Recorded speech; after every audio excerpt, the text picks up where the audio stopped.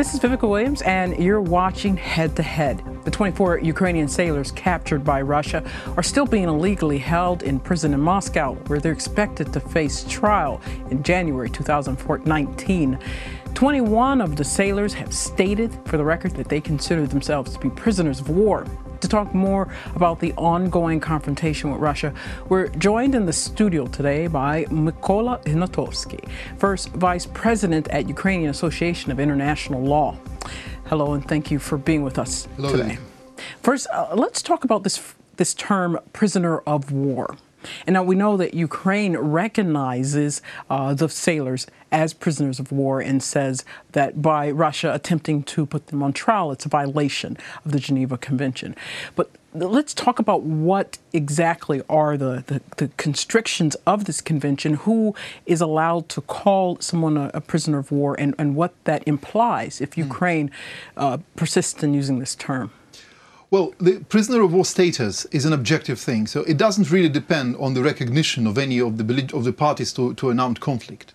The problem now with Ukraine and Russia is that Russia persistently denies the fact that there is an international armed conflict between the two states. And of course, objectively there is, and legally there is. And it started actually from the day when Russia illegally occupied Crimea. Right. And it is going to continue until Crimea goes back into the hands of the Ukrainian government. And in international law, it's very simple.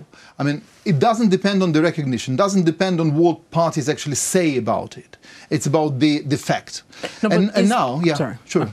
But my concern is that by, and I'm sure this is a concern of many, by saying that this is an armed conflict, that this could be, if Russia says, fine, this is an armed conflict, a reason for a full invasion. You see, the invasion has taken place. There's a big part of Ukrainian territory which is occupied by Russia and actually illegally annexed by Russia. And there's also a significant part of the Ukrainian population, territory, and the population actually living in that territory who are under the control of Russia or the Russian proxies, namely in the Donetsk and Luhansk regions. And it means that there is the international armed conflict between the two states. But when we talk, one doesn't have to be afraid that Russia will say, fine, and now we will invade you or we'll nuke you or things like this. You know, there is already objectively an armed conflict. And coming back to the first question, when there is an armed conflict, if you have a combatant, if you have a member of the armed forces, and here of the Ukrainian Navy in particular, who are captured by the other party to the same armed conflict, they are prisoners of war, ipso facto. They are, because of that, they are prisoners of war. I think it is good that they are actually saying this openly to the Russian prosecuting authorities. That's fine. But even if they kept silent, or even if they said something completely different, that wouldn't have changed anything. They are still prisoners of war and must be treated in accordance with international humanitarian law, with the Third Geneva Convention of 1949 and additional Protocol 1 to that convention. And it means that they are, you know, under the authority of the Ukrainian command, and they have carried out the orders from their military commanders from Ukraine. So they can't be held personally liable for that. So if Russia has any problem with Ukraine going through its internal waters from one Ukrainian port to another Ukrainian port, it should discuss it with the Ukrainian authorities and not prosecute individual, officers. That's the issue. And this is absolutely logical. And Russia's actions were, I think, one of the first we could say that there was no covert about it. When we talk about back in Crimea, we had the little green men, the unmarked soldiers, and then this eventual, after some time, admission that, yes, we had soldiers there, which kind of gives it the look of an invasion after the fact. And again, Russia in the east of Ukraine, it refuses to directly acknowledge that it has troops on the ground, despite everything to the contrary. But when it comes to this incident, it's very clear open aggression from Russian military ships firing upon Ukrainian ships. So there's no question about that. But what we're seeing is still in the international community, Russia is doing an excellent job, as it has, with the ability to, sell something as being something else. Indeed, you're absolutely right. This incident is very notable because it was so open. It is so difficult to misinterpret this incident. And that's why I think at all international fora, at all international organizations, all the major governments actually spoke about it in very clear terms. And there is no misunderstanding about it, no matter how well Russia manages to sell whatever they're selling to the world as their version of truth. But this is, of course, something that is hazardous for the persons concerned, for the individuals concerned, for the sailors. Because the sailors, they are people who are in detention now. And they must be accorded the status that they are entitled to under international law. And for Russia, it's a big problem, because according the status to them would mean, actually, that Russia will finally call a spade a spade. They will say that, yes, we are in an international armed conflict with Ukraine, something that they keep denying, something that goes completely against what they've been saying to the world since 2014, but which is absolutely, of course, perfectly in harmony with their real actions on the ground. And so what would that mean? What would that change? And before you even get to that question, from actually that can go together. What would it change by admitting that these are prisoners of wars, or treating them as prisoner of wars, when it comes to how the international community should respond, and what would be the consequences to Russia and their response? Well, prisoners of war cannot be prosecuted for the very fact that they took part in the armed conflict. Or in this case, these sailors cannot be prosecuted for actually carrying out the orders of their superiors. So once again, even setting aside the whole prisoner of war issue, they are state agents. This is act of state. This is not their private initiative to go somewhere. So in any case, the idea to prosecute them individually doesn't hold together in international legal terms. But coming back to your question, when Russia, and if Russia hypothetically actually admits that they are prisoners of war, it means that they can't be treated as criminals. So they should be placed not in a prison, but if Russia deems it necessary to keep them in detention for security reasons, because this is why prisoners of war are kept in detention, not because they're criminals, just for security reasons, then there should be another facility, and then they should assess whether there is any security actually grounds for keeping them on, or they need to repatriate them straight away, that is, to return them to Ukraine. And this is what actually the story with prisoners of war almost finishes with. Prisoners of war ultimately have to be repatriated to the state from which they're coming. That's the whole concept. But again, there are obvious political difficulties in this, and that's why I think it's in the interest of everyone to find a solution that would, at least to begin with, solve the issue with the individuals concerned, because it's obvious that the interstate issues between Russia and Ukraine will unfortunately persist.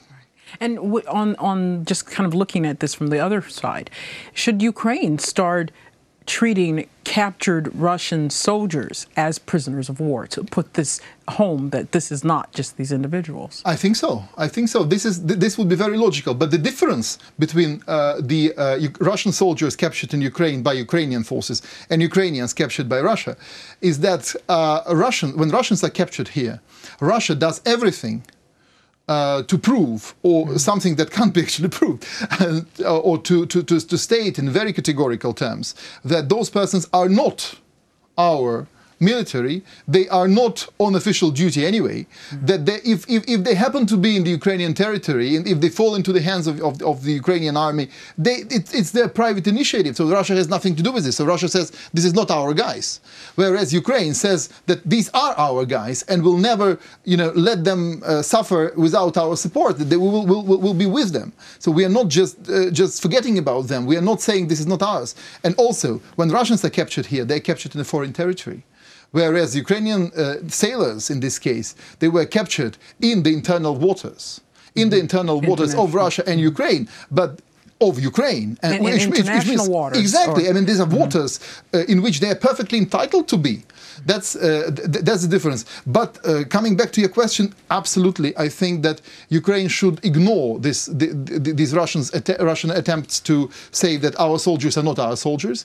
And any Russian military who is captured by Ukrainians by the Ukrainian forces must be treated as a prisoner of war.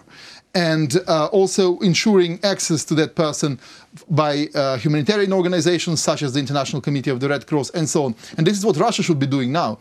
And I'm sure that the International Committee of the Red Cross should, and I'm very much hopeful that actually it does, ask Russians for access to those persons. And I have almost no doubts that they have also made it clear to the Russian authorities what exactly is the legal status of the sailors concerned. But of course, now for Russians to say that these are prisoners of war means, as I said at the beginning, means acknowledging that there is an international armed conflict, which they are very reluctant to do and will probably not do for the time being, at least, because this goes against their usual propaganda. And the next step, the special counsel, Kurt Volker, says that he believes that Russia will release these sailors before Orthodox Christmas, January 6th. What's your take on this? Well, I would very much like him to prove correct, and I think that it's in the Russian interest as well to release those persons, because I mean it really, except of just multiplying the number of persons who are actually held and used as some sort of a leverage to against the other party to the conflict, that would serve actually no meaningful purpose. And again, as we already discussed, this they're capturing was a result of a very open case of aggression, which is obvious to the entire international community. So it's in the Russian interest to let it go as quickly as possible. So I hope Mr. Walker is correct. Okay. And for our last question, because unfortunately this is an excellent discussion, but unfortunately we're almost out of time. What do you see the next steps by Ukraine? So there's been a desire to as quickly as possible to send another convoy through this same international waters to perhaps have an OSCE representative to involve allies to also take part in this, as well as even the idea of trying to have the Boris Strait closed to Russian ships. So what are your take on these ideas of next steps and what they would show?